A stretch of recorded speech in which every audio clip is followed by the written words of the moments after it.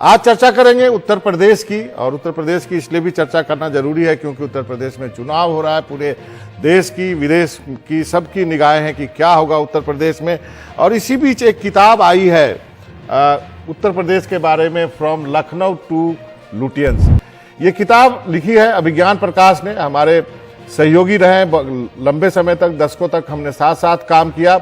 और आपको बताऊं कि निजी जिंदगी में भी और कैरियर में भी उतार चढ़ाव साथ देके सब कुछ, बहुत कुछ साझा किया है। अभिज्ञान, आपका बहुत बहुत शुक्रिया, आपने वक्त निकाला एनडीटीवी से बातचीत करने के लिए। सबसे पहले सबको मनोरंजन, आपको साथ जोड़ते हुए ढेर सारा प्यार सबको एनडीटीवी में, क्योंकि ये 2 दशकों की मेरी रिपोर्टिंग है। आपने भी बहुत यात्राएं की हैं उत्तर प्रदेश में, महीनों तक की, हमें सब याद है। तो उसी का सारांश जो है मुद्दों के जरिए वो इस किताब में मैंने लाने की कोशिश की। और खास तौर पर इस बात पर फोकस है कि ये पिछली सरकार या इस वक्त चल रहे चुनाव नहीं, लेकिन जो उत्तर प्रदेश के इश्यूज हैं, जो मुद्दे हैं उत्तर प्रदेश के, उन पर फोकस है मेरा इस किताब को लेकर। लेकिन मेरा एक सवाल है, छोटा सा सवाल है कि फिर ये किताब हिंदी में क्यों नहीं है? क्या आपको लगता है कि व्यवसायिक दृष्टि से पहले किताब अंग्रेजी में आने चाहिए फिर हिंदी में आएगी? क्योंकि आपकी दोनों भाषा पे पकड़ है, लेकिन हिंदी में भी होती तो बहुत मजा आता मुझे पढ़ने में। बहुत मनोरंजन, सबने ये सवाल पूछा है मुझसे, और सिर्फ इतनी सी सरल कहानी है कि प्रकाशक पहले अंग्रेजी के आए और जब ये किताब पर चर्चा शुरू हुई, हमें सबको पता है कोरोना काल में काम जो है वो कमजोर हो गया, रिसर्चर जो है वो व्यस्त हो गए। एक पॉइंट मेरे मन में तब बहुत स्पष्ट था और चाहता था कि हिंदी में हो, लेकिन अनुवादित किताब, ट्रांसलेटेड नहीं चाहता था। तो जब पहले प्रकाशक हिंदी के नहीं हुए और उसके अंग्रेजी के पहले हो गए, तो मैंने कहा किताब फिर अंग्रेजी में ही पहले करूं, हिंदी में जरूर करूंगा, लेकिन कोशिश ये रहेगी, मैं कोई बहुत बड़ा हिंदी का लेखक तो किसी लिहाज से नहीं हूं, और बहुत महान वो भाषा है, उसके लेखक बहुत महान है, लेकिन ट्रांसलेशन नहीं हो। तो ये मेरी जरूर कोशिश है, और इसीलिए ये सवाल बहुत लाजमी है। तो लाऊंगा जरूर, लेकिन जितनी मेहनत इसको लिखने में की है, कोशिश करूंगा उतनी ही हिंदी के लिए करूं, और सही उसमें मुझे गाइडेंस मिले। और अपने दर्शकों को ये भी बता दूं कि जो लोग अभिज्ञान को मानते होंगे कि केवल पत्रकार हैं या समीक्षक हैं, ऐसी बात नहीं है। संगीत के भी बहुत माहिर हैं, तबला बहुत अच्छी बजाते हैं। आप पढ़ेंगे इस किताब में तो उनके पर्सनल लाइफ की भी झलकियां आपको मिलेगी। लेकिन अभिज्ञान, बात करते हैं उत्तर प्रदेश में क्या हो रहा है। आप उत्तर प्रदेश में आपने किताब लिखी, अब जो माहौल है उत्तर प्रदेश में, उसको आप किस तरह से देखते हैं? किस करवट जा रहा है चुनाव? बहुत इंपॉर्टेंट पॉइंट मनोरंजन आपने रखा है, क्योंकि इस किताब के एक एक चैप्टर के टाइटल को पढ़िए। और मैंने कहा ना, आपने और हम लोगों के सारे साथियों ने, हमने इतना उत्तर प्रदेश में यात्राएं की हैं, महीनों की। पॉइंट क्या है? जब आप ये सवाल पूछते हैं कि उत्तर प्रदेश में क्या हो रहा है, तो इस बार मैंने यात्रा नहीं की, मैं ये तो नहीं बता सकता आपको कौन जीत रहा है या किसकी कितनी सीटें आ रही है, लेकिन मैं ये बता सकता हूं कि हर चैप्टर का जो नाम है उसके हिसाब से मुद्दे आज भी वही है।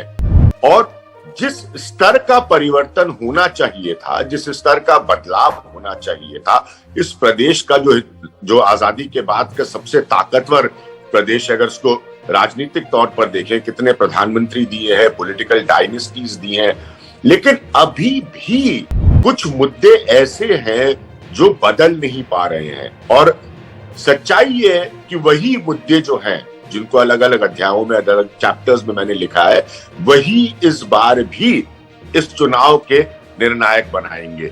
मैं बहुत अच्छा मुझे लगा था जब मैंने नौजवानों से बात की लखनऊ आकर, और बहुत लोगों ने मुझे बताया बेरोजगारी के बारे में।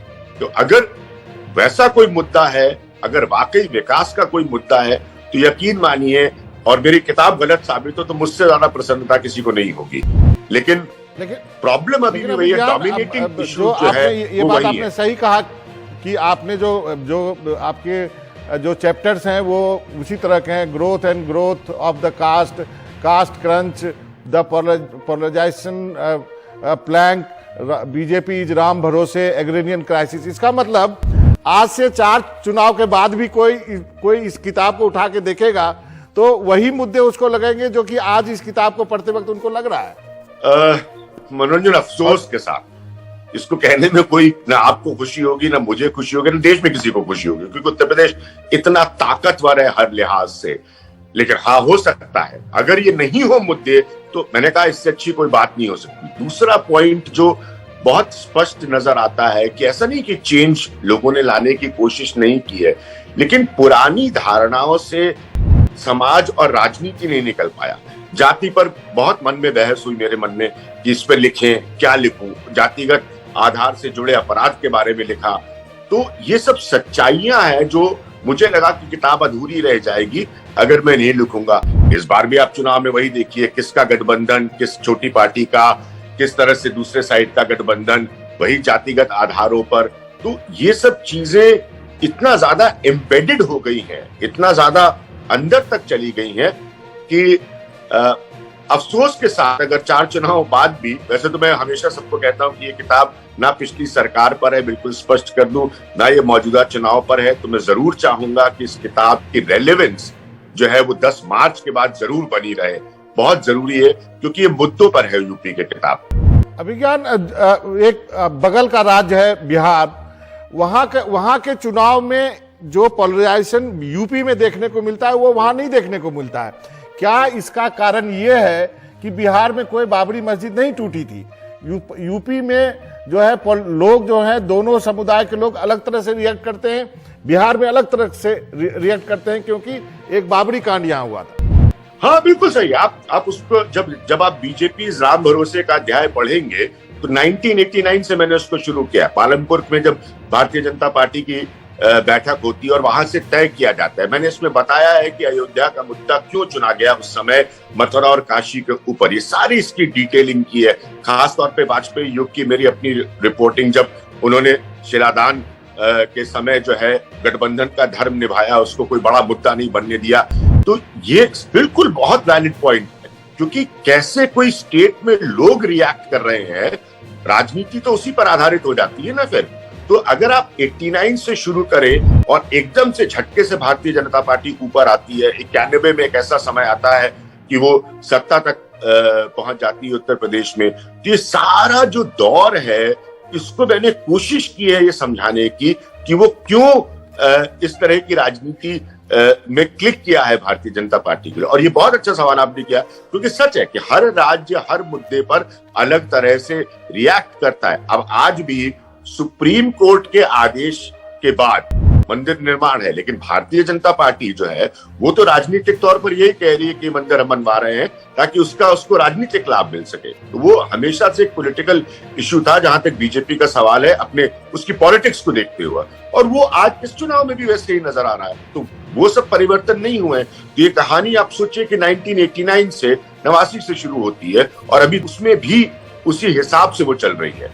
तो अभिज्ञान, वो जो आपने एक जगह लिखा है कि आपके रिपोर्टिंग के दौरान में महिला मिली, राधा मिली, आपको राधा की स्टोरी, वो कहानी कब बदलेगी? वो कहानी तो जस की तस है, 10 साल पहले जो थी, जो आपने दिखाया, और वो आज भी है और आज के 10 साल बाद भी रहेगी, और उसके जड़ में यही राजनीति है।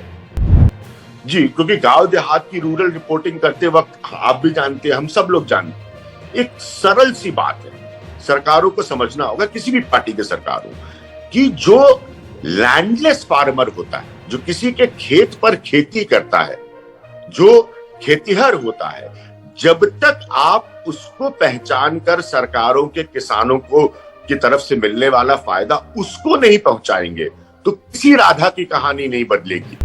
ये मैंने जब रिपोर्ट किया था, ये मथुरा के गांव की कहानी थी। राधा के पति का जीवन कैसे गया?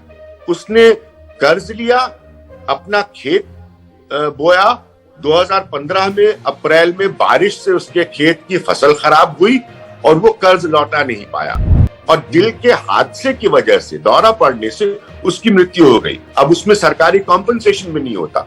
तो जब तक आप एग्रीगेरियन रिफॉर्म्स अगर लाना चाहते हैं, वाकई आप बदलाव लाना चाहते हैं, तो जब तक उसको नहीं पहचानेंगे जो किसी की जमीन पर किसानी कर रहा है, खुद चाहे वो कम जमीन का ओनर हो या उसके पास जमीन बहुत कम हो, तब तक आप एकदम आखिरी व्यक्ति तक जाकर कोई रिफॉर्म नहीं कर पाएंगे, कोई बदलाव नहीं कर पाएंगे। और सरकारी स्कीमें हजारों करोड़ की, ऐसा नहीं सरकारें नहीं चाहती, सरकारी स्कीमें उस व्यक्ति तक, उस राधा के परिवार तक नहीं पहुंचेंगी। तो मैंने इसीलिए जानबूझकर एग्रीगेरियन क्राइसिस को और लैंडलेस फार्मर को वापस इस किताब में मैं लेके आया हूं। चलिए अभिज्ञान, एक अंत का सवाल है। 3 फेज के चुनाव हो चुके हैं, आपने भी बहुत कुछ ऑब्जर्व किया, आप लखनऊ से हमसे बातचीत कर रहे हैं। अब क्या लगता है, अभी भी जो क्या एक हंग असेंबली की तरह यूपी बढ़ रहा है, या किसी पार्टी को मेजॉरिटी होगा, या कुछ ड्रामेटिक पोलराइजेशन अभी हमको देखने को मिलेगा अभी जो ये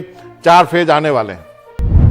देखिए, सब लोग, सच्चाई ये है कि अपने अपने हिस्से के ध्रुवीकरण की कोशिश कर रहे हैं, और आप भी जानते हैं, ये अतीत भी इसका गवाह है, इस चुनाव में भी ये हो रहा है। मैंने चूंकि किताब की वजह से एक रिपोर्टर के तौर पर यात्रा नहीं की है, तो इसलिए मैं चुनाव पर खास तौर पर तो नहीं बोलूंगा, लेकिन ये जरूर है कि जैसे जैसे चुनाव बढ़ता जा रहा है, एक चीज तो बिल्कुल साफ नजर आ रही है, लखनऊ पहुंच के भी महसूस हो जाता है। हालांकि लखनऊ अकेला रिप्रेजेंटेशन नहीं उत्तर प्रदेश का, उत्तर प्रदेश बहुत व्यापक है, लेकिन एक चीज बिल्कुल स्पष्ट है, विकास वगैरह की जो शुरुआत में बातें हो रही थी वो सब अभी नहीं। अब आज जितना भी चुनाव का मसला है, और जैसे जैसे ये पूर्वांचल की तरफ बढ़ेगा, मनोरंजन आप भी जानते हैं, ये जाति की तरफ जाएगा, और फिलहाल जैसे जैसे ये सेंट्रल यानी कि अवध की तरफ है ये चुनाव, तो ये पोलराइजेशन की तरफ जा रहा है। तो सबसे कम इस वक्त अगर कोई बहुत व्यापक स्तर पर कोई बात सुनाई पड़ रही किसी भी साइड से, तो वो विकास की, और उसी इश्यू को मैंने कोशिश किया है इस किताब में एड्रेस करने की, बताने की। अभिज्ञान, आपका बहुत बहुत शुक्रिया। तो ये किताब जो है लखनऊ टू लुटियंस, अभिज्ञान ने काफी रिसर्च के बाद लिखी है, जब भी मौका मिले आप जरूर पढ़िए। और जो बात आपने कही है उसी पर एंड करता हूं कि पोलराइजेशन तो होगा, वो अगड़े पिछड़े के बीच में हो या फिर हिंदू मुसलमान के बीच में हो, पोलराइजेशन तो होना ही, तभी इसके बिना यूपी का चुनाव होगा नहीं। अभिज्ञान प्रकाश, आपका बहुत बहुत शुक्रिया, आपने वक्त निकाला एनडीटीवी इंडिया से बातचीत करने के लिए। धन्यवाद।